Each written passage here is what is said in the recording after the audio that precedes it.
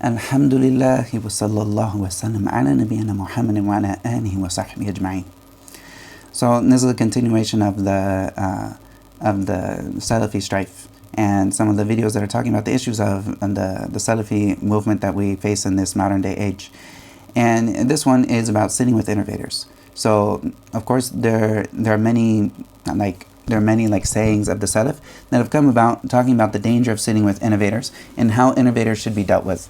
And these, of course, should be understood in their context, and it should also be understood that there is a reality to what is being said here, and there's also a balance to how a student needs to go about in his life when he is learning the deen and when he's trying to learn all of the different ulum, and how he takes his information and who he takes from and who he doesn't take from.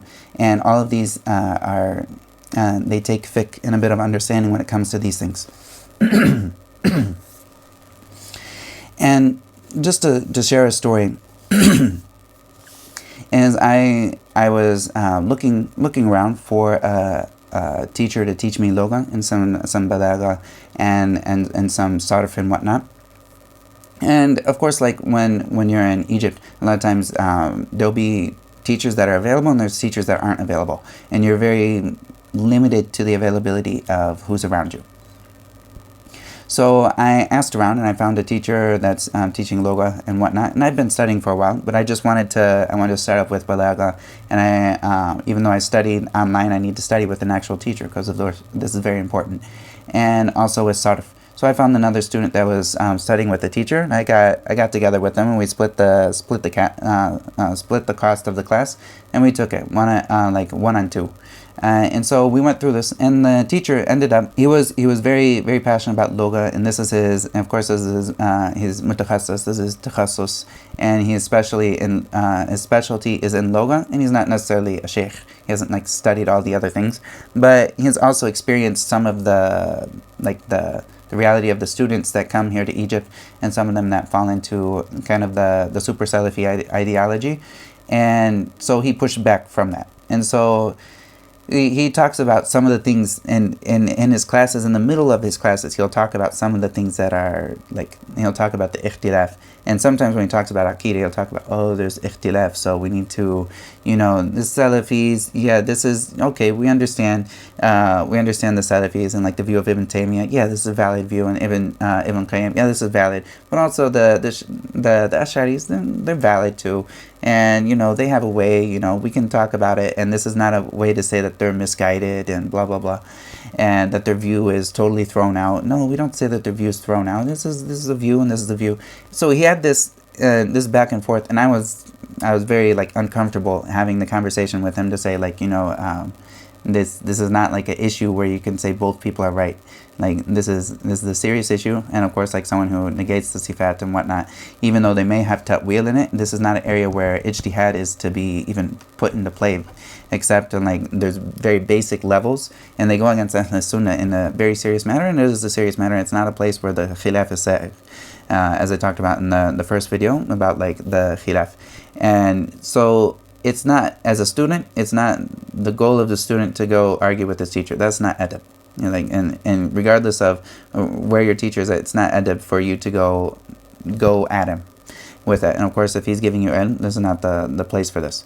But the danger of this is, one, I'm not going to be able to refute him. I'll give little points here and there. I'm not trying to, and the only point for me to say this is for the person who's sitting with me. I don't want him to fall into something serious. I'll try to talk to him afterwards and make sure that he knows about this. And so I studied with this teacher, and the other person studied with me, and I also studied, I had almost finished the book, so I wanted to finish it with someone else, so I worked on finishing it with another person. And these two students I saw, at the beginning, they had the books of Ibn Taymiyyah, Ibn Utheymeen, and they were studying. And then as this teacher was working with them, they were studying hours with this teacher every single day, and this teacher was constantly throwing in shubahat here and there, and he wasn't even calling them to the Ash'aris, but he was just showing them that this is a valid view.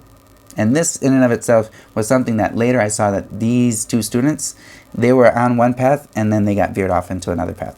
And it, without a doubt, like when somebody sits with a student, like say one of the students was like studying like Sharh ibn Aqil with this person for like in a series of like 3 or 4 months, I don't remember exactly, but it was intensive. So he's sitting with this teacher for hours a day, and of course this is going to affect him.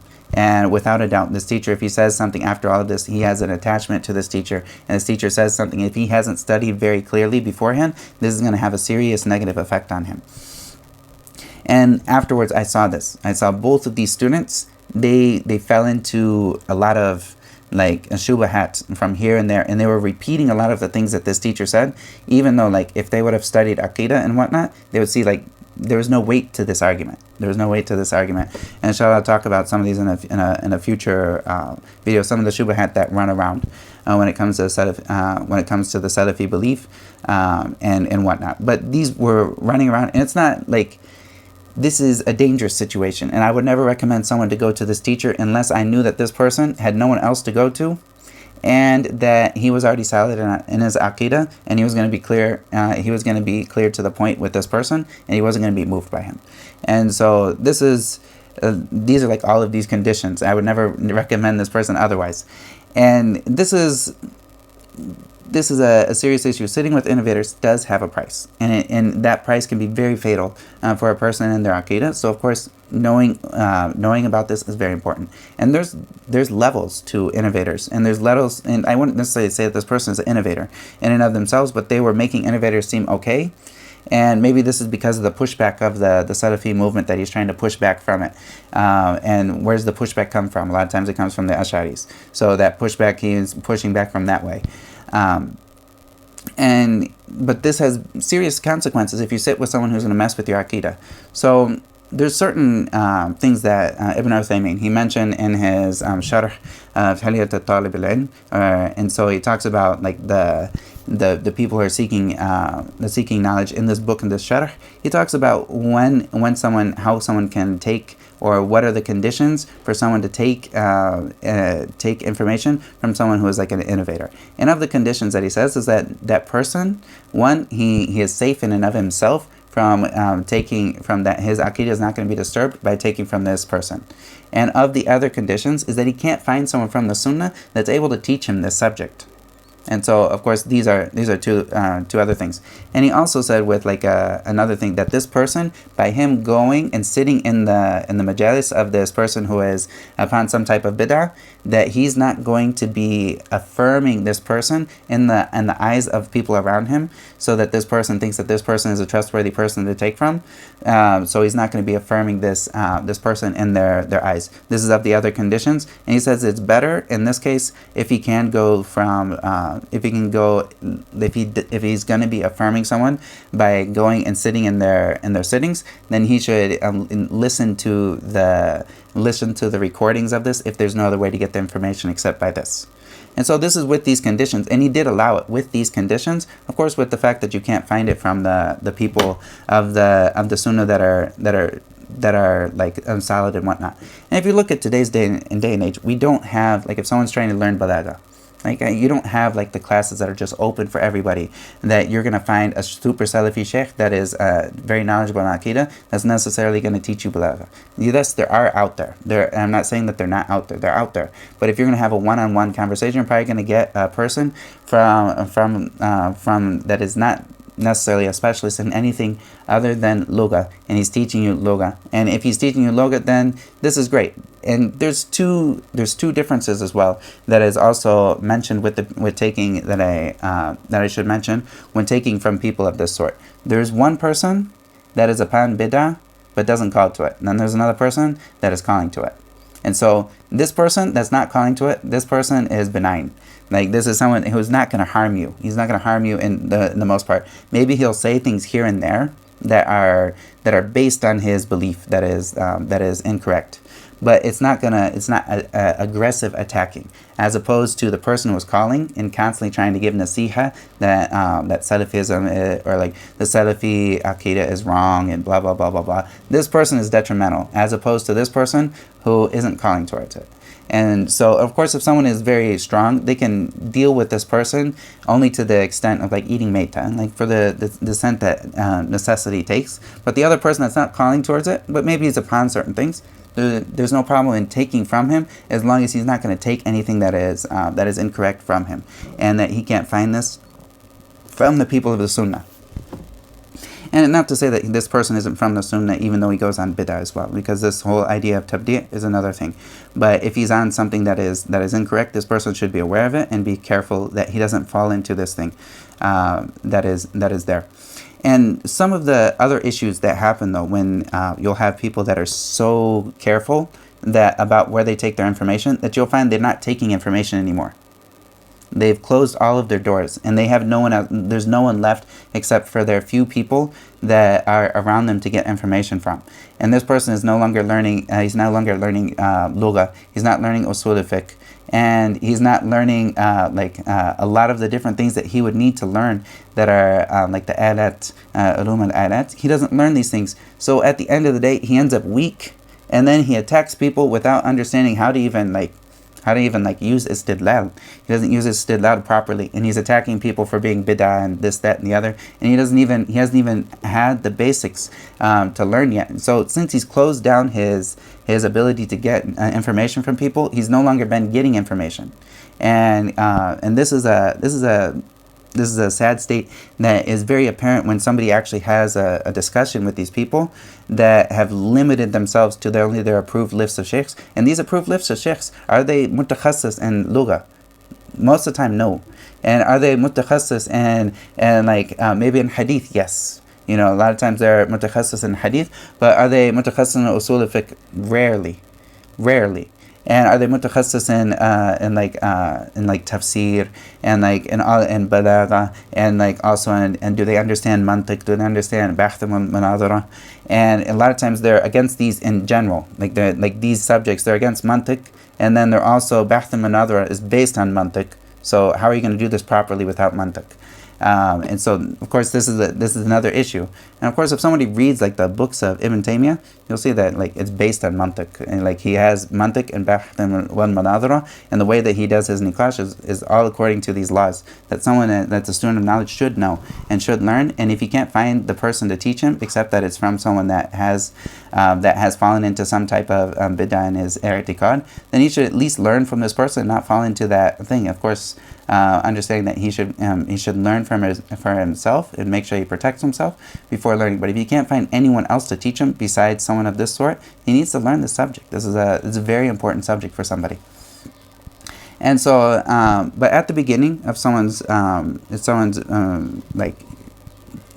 journey of seeking knowledge, this person should be careful, and he should be mindful of whoever he's taking information from. And as a general rule, if you're taking the science of tafsir, hadith, aqidah, these are things that someone needs to be very, very aware of, who they're taking this information from when it comes to these things. Also, usul al-fiqh is also important as well, because a lot of issues of aqidah, they come up in usul al-fiqh, especially the later levels of this. It's filled with a back and forth between the Ash'aris and the Mu'tazila. And so it's important that somebody has that someone's on the correct aqidah and they're aware of what's going on in that debate back and forth. But for a new student of knowledge, he should have a certain sheikh that he knows that is aware, and then when he has someone that he wants to take information for, he asks the sheikh about him. He says, what do you think about this sheikh? And do you know this sheikh? Is he trustworthy for me to take this from? If he gets the go-ahead from him, he goes with him. If he doesn't get the go-ahead, he doesn't go with him. And a lot of times, the sheikh himself, he will be mindful of this person and their level, so he'll know if this is something that's good for him. And I've asked, I have a sheikh that's close to me, he knows where I'm at, and so I can ask him, what do you think about so-and-so? And he tells you this person, don't ever listen to them when they say this masala. When they talk about this masala, don't take anything from him. But if he's talking about these other type of ulum, he's very, very beneficial and he's very knowledgeable. So go ahead and listen to his lectures if you want. And so having this is helpful, and that person can help you along the way. And of course, there's a balance between this. And if you want to say that you can't take knowledge from anyone who is a mubtad'a, what are the what are all the books that we have gotten from all of Islam? Like, if we want to talk about the science of balagha, where are we going to go? If we're going to stick to all the people who are Salafi, where are we going to go? Like, in the science of balagha, every single person goes back to Zamakhshari and Abd al-Qahir. And these are people that have, like, they have deviances in their i'tiqad, but at the same time, the amount of contribution that they've given to Islam is amazing. And even you see in the book that I mentioned for Ibn Utheymeen in his sharh, that he gives for like books that are important for a student of knowledge, when they go back to it, he talks about Al-Kashaf and Zamakhshari, and he talks about that this is a beautiful book when it comes to balagha, and there's nothing that's like it. And he's like, of course, he's Mu'tazili and he's Muta'assib, and he goes through that. And of course, if the student is going to fall into these issues, then he should be wary of this and not go to it. But once he's strong, he can go to it. And you see, this is the view of Ibn Utheymeen. Go ahead and look in the book when he talks about the books that it's important for a person to have in his library and to take care and like to study when it comes to tafsir. And he talks about this in tafsir. And also when you talk about all of the different scholars that have come before, not a single scholar will you find except that they've made a serious mistake somewhere. Like, it's very, very, very rare that you'll find someone that hasn't fallen into a serious mistake here or there. And you're never going to find this. Like, this is something. And even the Ash'aris, if you were going to talk about the Ash'aris, say, oh, they're dal, and this, that, and the other, try to take their books off of the shelf. You're going to be left with a very small library. They have put a lot into like the sciences and the ulum when it comes to whether it's balagha, whether it comes to nahw, whether it comes to sarf, whether it comes to even like a hadith, and when it comes to the explanation of these. Of course, take the good and leave the bad, but you can't just totally take out anyone that hasn't passed the manhaj test, and take them out, except that you're going to be left ignorant. And of course, everyone makes mistakes, and we accept the good that somebody has done and given to the ummah, while accepting that this person has a mistake in this area. We're careful not to fall into that mistake. Wallahu ta'ala alam, and I hope that that people would be mindful of where they're taking their information, and also being mindful of when you find a scholar that whether it's you're reading from his work, maybe he's passed away or something, or you're going to be listening to his lectures, or you're going to be going and seeing him. Ask someone about him, see what his status is, and also try to figure out what is the actual issue. If there's an issue with him, what is his actual issue? So you can look at that issue and be aware of that issue, and then when you know what that issue is, you can guard yourself from it. If he ever veers into this issue of this masala, okay, here's that thing. And then also, like, this is a challenge for you as a student. If you do find someone that comes up with the issue, then go ask your sheikh about this issue, bring the shubha, understand it very well, and get the response to it. And this is, in a certain sense, this is almost like a person that has gotten a vaccine. And a lot of the shubhat, they're like viruses that come into the mind and they come into the heart. And if the person doesn't understand the response to it, then this can be very detrimental. But once he understands the response, there's an autoimmune system that kicks in. Once he has already understood the response to the shubha, it doesn't do anything. Of course, if there's a kathra, like if you're put in a place where there's going to be so many shubhat and your immune system is not strong, this can be very detrimental. But if this person has a strong immune system, he can read the books and he's like, okay, he's talking about kalam al-nafsi now. And so you're like, okay, I know he's going into this issue. But if someone hasn't ever looked into this issue before, then maybe they're like, what's this? And they don't understand when it came up to them. And of course, there are some books that will, such as like usul al-fiqh. There's a book that talks about the different issues that are in the middle of usul al-fiqh that are like i'tiqadi issues. And so this is the book that was recommended to me that talks about masail al-mushtarika bayna usul al-fiqh wa usul al-deen. And so this book will talk about some of the issues that come across that are in usul al-fiqh, that go against Ahl Sunnah wal Jama'at, that are actually i'tiqadi issues. So this is a book that will help someone be aware of these issues, of course, and understand them. And of course, someone, when they study, and they study with a trusted sheikh, especially usul fiqh, I recommend someone that studies with a sheikh that is good in usul fiqh as well as good in aqidah, because he'll be able to point to the things that come up in that, because the books are the traditional books are filled with this. Also, you'll find that if someone is studying fiqh, they're always going to be studying from somebody who has some type of deviance in some way or another, and that they should, take the good from this person and love this person for the contributions that they've done to Islam, and don't throw them away. Like as Ibn Qayyim said, he said, إذا بلغ الماء قلتين لم يحمل الخبث. And so he says, he takes this hadith and he brings it, and he says that the ulama are like this. When they put so much good towards the ummah, then there's no way that we can throw out their contribution because of the good that they've done. We overlook this good, especially if they passed away. Like, leave this person alone. The only thing that you need to do from this, if somebody passed away and they've made mistakes, just say, these are the mistakes, khud barik. Like, don't fall into these mistakes. Be careful, and wallahu ta'ala a'lam. Wa sallallahu wa sallam ala nabiyyina Muhammad wa ala alihi wa sahbihi ajma'in. فلذلك فادع واستقم كما أمرت ولا تتبع أهواءهم وقل آمنت بما أنزل الله من كتاب وأمرت لأعدل بينكم الله ربنا وربكم لنا أعمالنا ولكم أعمالكم لا حجة بيننا وبينكم الله يجمع بيننا وإليه المصير.